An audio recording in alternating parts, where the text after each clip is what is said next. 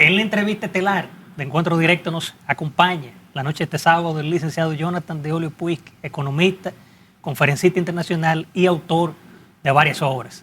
Jonathan, honor. Apreciado Ramón, Karina, para mí siempre un honor estar sobre este suelo, bajo este techo y entre esas paredes con ustedes. Para nosotros un honor recibirte y con la bendición de Dios. Gracias, Jonathan. Jonathan, haciendo una panorámica, una radiografía, ¿qué tanto has pensado de la economía dominicana, pero también de las medidas arancelarias dispuestas por Donald Trump? Porque siempre hay un dicho popular que cuando a Estados Unidos le da pulmonía, aquí la gente le da gripe, porque independientemente de lo que sea, cosas que ocurran allá, aquí automáticamente también a veces pasa factura. Danos tu opinión al respecto. Bueno, mi querido Ramón, para sorpresa de muchos, la política arancelaria de la administración Trump no ha sido un desastre. De hecho, a la economía norteamericana no le ha ido mal. La inflación ha bajado. Muchas de las empresas emblemáticas de los Estados Unidos han traído capital de regreso a su país natal y la República Dominicana no ha sido necesariamente afectada por los aranceles impuestos por la administración de Trump. De hecho, nosotros hemos desarrollado o tendríamos potencialmente una ventaja comparativa respecto de los demás países en la región, merced de esa política arancelaria, por el hecho de que a nosotros no nos están tratando tan mal. Ahora, para nosotros aprovechar esa ventaja comparativa, ¿qué tenemos que hacer, mi querido Ramón, Karina? Producir. Porque si nosotros no producimos, si no incentivamos nuestro aparato productivo, por muy favorable que sean los términos de intercambio con los Estados Unidos respecto del acceso que tenemos a ese mercado por la cercanía y la afinidad y la gran población que tenemos ahí en el norte, no vamos a poder aprovechar esos particulares. Tenemos que producir, que es lo que no necesariamente estamos haciendo a todo vapor como deberíamos hacerlo. O sea, que la oportunidad te encuentre con la preparación, y un ejemplo muy concreto de esto es el mercado de las tierras raras y todo lo que se deriva de las nuevas tecnologías. Hay un nicho de mercado potable muy potencial en la República Dominicana y sabemos que es una necesidad cotidiana en todas partes del mundo, pero ¿cómo podría la República Dominicana colocarse en una posición de competitividad cuando al día de hoy, pleno siglo XXI, tenemos problemáticas como nada de estabilidad en el sistema eléctrico? Por lo tanto, hay una pérdida considerable a la hora de emprender proyectos. Los emprendedores en República Dominicana son solo un enunciado porque no tienen tampoco las condiciones. Las grandes empresas tienen ese talón de Aquiles desde la energía eléctrica, la seguridad privada y otra serie de áreas y particularidades que tienen que asumirlo personalmente cuando se supone que en los países mínimamente desarrollados está cubierto. Así es. Y no hay que hacer gastos adicionales porque son inversiones. Entonces, ¿cómo en ese sentido de la realidad dominicana se puede insertar en un mercado lleno de oportunidades ahora sin tener esas condiciones? Lamentablemente, esas condiciones existen, estimada Karina, no por el hecho de que no tengamos en nuestro país el sistema político clientelar que tiene el Estado en sobrepeso y al pobre sin un peso. Decía el distinguido Celso Marrancini, que es una autoridad en el sector, que las ineficiencias del particular se deben en gran medida al hecho de que ponen a personas en puestos que no necesariamente están capacitadas para ejercer las funciones propias de ese puesto. Entonces no hay una continuidad. Lo que necesitamos es fortalecer la institucionalidad, y para hacer el particular necesitamos un régimen meritocrático, no el político clientelar. Entonces, a pesar de todo eso, Karina, Ramón, pueblo dominicano, a nosotros nos va relativamente bien, y es por la pasión y el arrojo que caracteriza al empresario y al emprendedor dominicano, y por la misericordia de Dios.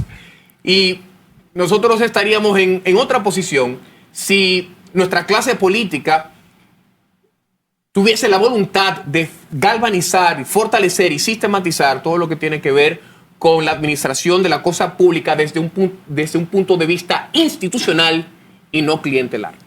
Ahora, Jonathan, la economía ciertamente se dice que está desacelerada, y a pesar de que el titular de que el crecimiento interanual a julio fue de 2.90%, lo cierto es que el acumulado a julio es igual a junio de 2.4%.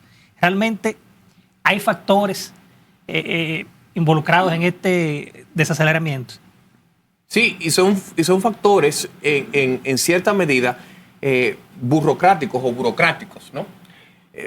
Vemos a través de los sectores de la economía dominicana cómo hay una queja respecto de todo lo que tiene que ver con la emisión de permisos de construcción, con la viabilización de proyectos de inversión y con lo que me gusta denominar como desventajas competitivas autoinfligidas en lo que respecta a la explotación del potencial del aparato productivo dominicano. Karina mencionaba hace un ratito el tema de las tierras raras. Nosotros tenemos un potencial en ese frente. También tenemos muchos recursos debajo del suelo dominicano que podrían ser responsablemente explotados, pero son boicoteados por los terroristas verdes, los que abrazan los árboles, pero en un mismo respiro abogan por el asesinato de los no nacidos. Fíjate, esos terroristas verdes que dicen proteger el medio ambiente, la madre naturaleza, se cantan y se lloran. Se cantan y se lloran. Se cantan y se lloran. Tienen esa doble moral. Entonces, ejerciendo esa doble moral, de una manera, digamos, lamentable, le echan un jabón al sancocho en lo que tiene que ver con el desarrollo de potencialidades que tiene nuestra economía a través del territorio nacional. Gran parte de Samaná está declarado como zona protegida. Y esto no por proteger el medio ambiente, sino por proteger intereses. Porque se llama área protegida cuando en realidad es una área privilegiada, que no es lo mismo ni es igual. Y Correcto. mencionaste una palabra clave, terroristas verdes, que lo que es igual también la equivalencia de lo que en otras ocasiones también hemos referido como el cambio climático, porque es un robo con el nombre abanderado del medio ambiente. Entonces, partiendo de ahí, ese cambio verde por los verdes, porque son cosas privilegiadas. Así es. Hemos visto una tendencia que no se ha detenido y probablemente se convierte en un patrón dentro de muy poco en la República Dominicana. Mencionaba Ramón el tema de la desaceleración económica sostenida en el país, mientras de manera paralela tenemos empréstitos sin detenerse a toda velocidad y desde el año 2024, octubre, cuando se anunció que la fallida reforma fiscal sería engavetada, no se ha detenido la cantidad asombrosa y acelerada de préstamos y la mayoría de estos están destinados precisamente para el sector del cambio climático, de manera muy ambigua y sin ningún tipo de especificación. ¿Entiendes tú que el tema climático, alias climático, realmente está siendo manejado como una vía de escape para diferentes anillos de corrupción? ¿O es que realmente hay algo que pueda tener aval para poder seguir tomando préstamos en nombre del medio ambiente? ¿Hay algo que lo justifique, entiendes tú? Es interesante la pregunta, mi queridísima Karina, por el hecho de que los que condicionan estos préstamos a que nosotros, digamos, nos alineemos a ciertas políticas medioambientales del primer mundo, están ejerciendo una especie de neocolonialismo ambiental. Naciones de la Unión Europea, principalmente, a países como los nuestros, emergentes, nos dicen, alínense con estas políticas medioambientales que obedecen a una realidad ajena a la dominicana, porque estamos hablando de una realidad de un país que ya está desarrollado, o sea, que ya contaminó, que ya pasó por su revolución industrial. Pero que de hecho son los mismos países que están en el ojo de esto que estamos mencionando, quienes han presentado estudios donde se ve claramente que países como la República Dominicana son afectados en todo caso con este tipo de contaminación medioambiental. Entonces, ¿el afectado es el que paga?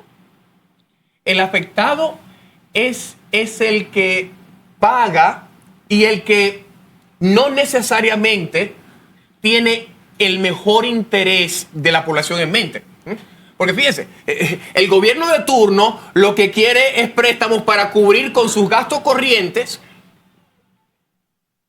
obedeciendo al hecho de que las políticas que ha implementado durante la gestión de gobierno no necesariamente han incentivado la producción, de modo que la recaudación orgánica del país aumente, de modo que ellos puedan llevar a cabo sus actividades en lo que respecta a la administración de la cosa pública. Entonces, ellos se alinean con estos parámetros para poder acceder a estos préstamos para poder, como decimos en economía, lean against the wind, recostarse del viento con estos préstamos. Ahora, fíjate lo siguiente, esta gente, los países desarrollados, nos imponen ciertos parámetros medioambientales que ellos no obedecieron en su etapa de industrialización, y como nosotros somos pequeños, relativamente hablando, en el ámbito del comercio internacional, sí, nos damos el brazo a torcer, pero países como China, que todavía están en el proceso de industrialización y se han industrializado, dicen, yo no cojo esa, yo no me voy a alinear con el Acuerdo de París, por decir algo. Y a China no le pueden decir nada porque China es China,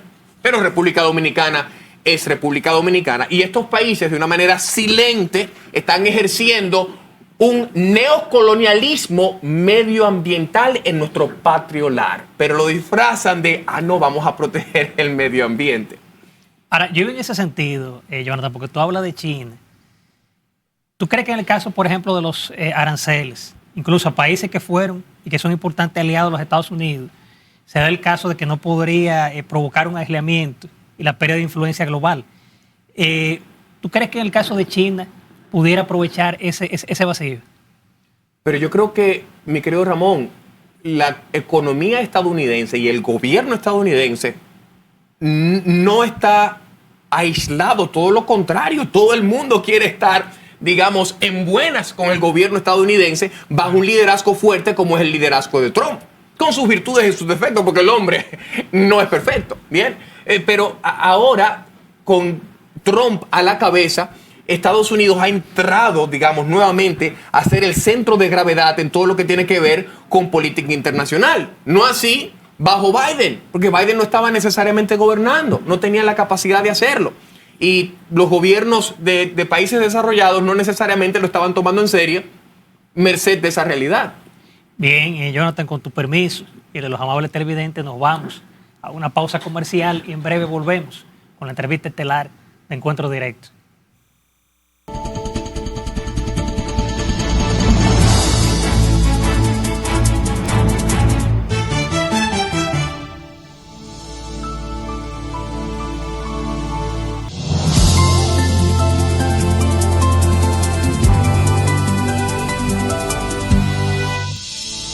Ya estamos de regreso, Encuentro Directo, justo a nuestro invitado Jonathan de Olio, economista, conferencista internacional y autor de una serie de temáticas de necesaria lectura. Vamos a dar ahora una lectura entre líneas en materia económica de lo que no se aborda necesariamente en el ojo público, pero incide en toda la sociedad. Se habla recientemente esta semana del inicio del año escolar, del incremento de las ayudas sociales del gobierno, dentro del campo de la educación, el bono a 1000 y otra serie de manifestaciones que van al mismo punto, y es agrandar el Estado, depender de él y hacerlo cada vez más expansivo. En este sentido, como economista, ¿qué lectura se le puede dar a esa realidad dominicana que está aumentando a un ritmo vertiginoso al punto de que hace apenas menos de 2 años el gobierno del presidente Luis Abinader había presentado como un logro de su gestión que 1 de cada 3 dominicanos estaba siendo impactado por el programa Supérate de ayudas, o sea, dependencia estatal? ¿Qué significa esto para la economía dominicana y los sectores productivos? Piense cómo presentan eso, cual si fuese algo positivo. Si hay más gente, mi querido Ramón, mi queridísima Karina, pueblo dominicano que paga impuestos sobre suelo y bajo cielo quisqueyano, si hay más gente impactada por el programa Supérate, quiere decir que hay más gente en indigencia, que necesita ayuda del gobierno. Y esa gente que necesita ayuda del gobierno es gente que no está trabajando, y no está trabajando porque hay una mano de obra barata, ilegal, que está tomando el trabajo del que en efecto no está trabajando. Entonces, y que no va a trabajar porque cada vez le amplían más ramas de la dependencia. Correcto, porque es el voto duro del gobierno de turno. Entonces, nosotros tenemos que despertar La clase media tiene que despertar y el pueblo dominicano en general tiene que despertar y ponerle freno a este particular antes de que ya estemos en el punto de no retorno. Y todo lo que tiene que ver con esta mano de obra irregular, que es la que mantiene a estos segmentos de la población en ese estado de dependencia, toda esa mano de obra ilegal opera en nuestro patriolar con la anuencia, con la bendición del empresariado oligopólico de nuestra nación. Entonces, esa masa ilegal que pone en segundo plano al hijo de Quisqueya está en nuestra nación no porque el gobierno no esté haciendo su trabajo, sino porque el gobierno, en cierta medida, se da el brazo a torcer ante las exigencias del empresariado. Mira cómo está el trabajador irregular en República Dominicana en la zona este. ¿Sabes cómo lo regularizan? Con un chalequito de esos de construcción y con un nivel. Ese es el mensaje que le mandan a las autoridades. Si lo ves con un chalequito de construcción, con un casco y con un nivel, no lo toques, que ese es de fulano o de mengano, de esos apellidos que tienen al Estado comprado, hay que decirlo. Lamentablemente. Ahora, yo en ese sentido también, Jonathan, porque aparte de esta pésima calidad educativa, y ahora que el gobierno está hablando de una educación STEAM, que sí que quieren llamarla ahora, ¿cree que realmente pudiera llamarse de que pudiéramos dar un salto salarial con el tema educativo? Bueno, no de la noche a la mañana, porque estos programas toman tiempo en implementarse y se habla de STEM acá, pero... Pero tú crees que eso va a ser exitoso al final. Bueno, ojalá, pero el problema con estos particulares es que nosotros tendemos a hacer copy-paste. Y no ver nuestra realidad para adaptarla. Correcto. Vemos, por ejemplo, el tema medioambiental que hacemos copy-paste. Eso es lo que están haciendo los países desarrollados, eso es lo que vamos a hacer nosotros. Oye, nosotros no estamos desarrollados, estamos en otra etapa y necesitamos otras políticas. Entonces, esa es mi preocupación con estos particulares. Entonces, sí, gloria a Dios que tenemos esa política y que se le está prestando atención a ciencias, matemáticas y todo lo demás, pero la realidad es que tenemos que darle en la diana, en el fundamento al problema del sistema de educación dominicana. Y uno de los problemas más grandes es la sindicalización de los profesores, que hacen con esta nación lo que quieran con el gobierno. No nada más el sindicato de profesores, la Asociación Dominicana de Profesores, sino también el sindicato de choferes, el sindicato de camioneros. Me doy a entender. Tenemos terroristas verdes, tenemos terroristas en la academia, tenemos terroristas en el transporte y necesitamos un liderazgo fuerte que no obedezca a lo popular, sino que busque gobernar sobre la base de la verdad dulce o amarga que enriquece el alma para poder desarticular toda esa maquinaria político-clientelar que tiene a nuestro país operando de una manera subóptima por debajo de las potencialidades que en efecto tenemos, pero que no hemos explotado. Y hablabas hace un momento de la clase política irresponsable, hasta cierto punto delincuente, porque ha permitido que se prolifere un modelo nocivo para el desarrollo, en donde tenemos esas estructuras clientelares dadas como buenas y válidas a imitar. Hemos quitado, mencionabas hace un momento, la meritocracia por la estructura clientelar. Vimos que en la pasada elección nacional, lamentablemente ya se pudo confirmar lo que a ojos vista. El nivel de abstención fue tan abrumadoramente alto que probablemente hablaríamos de una ausencia de legitimidad. Eso es sumamente peligroso para las democracias. De cara al 2028, ¿qué impacto esta realidad de la abstención electoral podría traer para la sociedad dominicana en las próximas elecciones? Bueno, si el dominicano no sale a votar, lamentablemente el sistema que representa la realidad actual, lo que va a hacer ¿perecerá? Permanecerá. ¿Perecerá la sociedad? Perecerá la sociedad, pero el sistema Se lo Porque tragará. a veces pasa eso, Correcto. que los que no van y votan son los que más se La quejan. culebra que se traga su cola. Correcto. Y fíjate, por muchos años, cuando tenía pelo, que empecé a dar conferencias aquí en el país e internacionalmente, yo siempre hablé de emprendimiento, Karina, Ramón, ¿te acuerdas que ese era mi tema? Emprendimiento. Y yo lo abordé, porque aquí se habla mucho de emprendimiento. Sí. Pero yo lo abordé desde un punto de vista, digamos, schumpeteriano. Joseph Schumpeter fue el que conceptualizó esto que hoy llamamos entrepreneurship, emprendimiento, y él lo conceptualizó desde una cosmovisión creativa destructiva, donde lo nuevo destruye a lo viejo de inferior desempeño. ¿Qué hizo el carro? Destruyó al caballo, el camello y el burro. ¿Qué hizo la computadora? Destruyó a la máquina de escribir. ¿Qué hizo el Uber? Destruyó al taxi. Entonces, ¿Y qué va a terminar haciendo el transhumanismo? Destruir al ser humano.